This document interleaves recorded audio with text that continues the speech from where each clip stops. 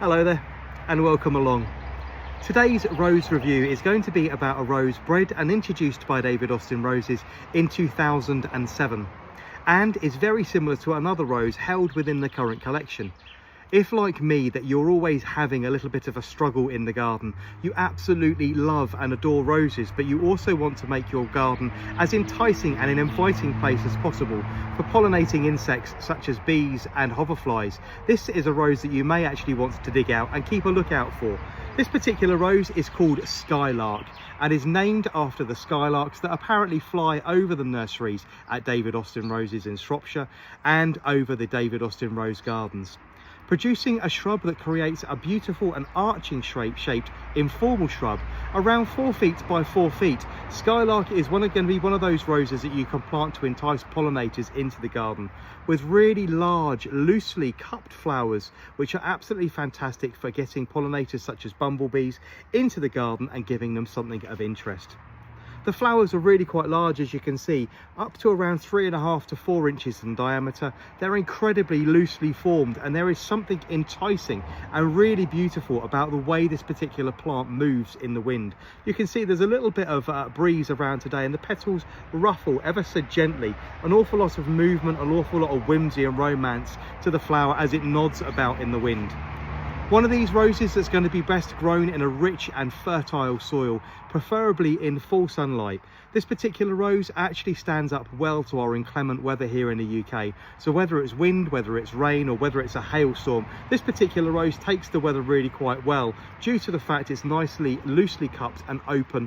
It doesn't ball and it doesn't fail to open the flowers if they happen to get wet, which is a really nice good quality because we never quite know what our English summers are going to do. The shrub as a whole, I say, loosely formed and very informal. The large flowers are hung and they hang quite pendulously on the stems and nod towards the floor. So if you wanted to give this one a little bit of support, it's not going to go unnoticed. Something like a peony hoop or a series of hazel or bamboo canes around the plant just to keep it upright. This particular plant, as I say, opening at these really very large informal flowers.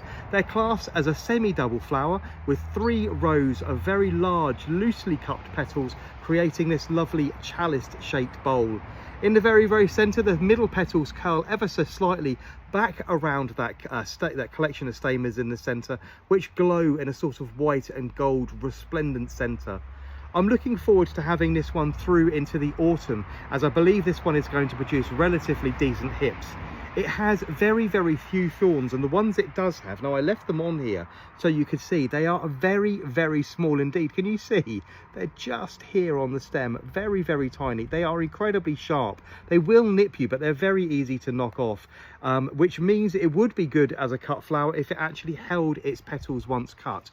Unfortunately, Skylark is going to shatter in about 24 to 36 hours in a vase, so not particularly great for cutting, and unfortunately has absolutely no fragrance whatsoever.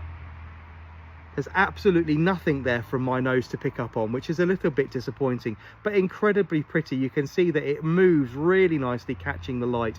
A very soft pale pink, and I've actually picked a rose that is mostly comparable to just here.